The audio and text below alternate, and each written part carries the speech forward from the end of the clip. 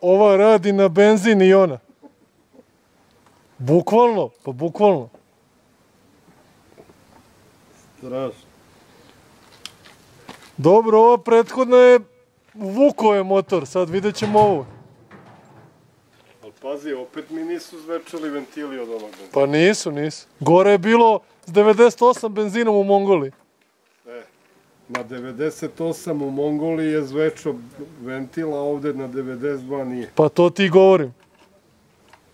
Hoćemo stati negde malo. Pa, ajde u neki kafić možemo. Pa ne znam da li je ovo kafić, ali ne znam šta je. Može, ajde, može to, može. Ajde, vozi.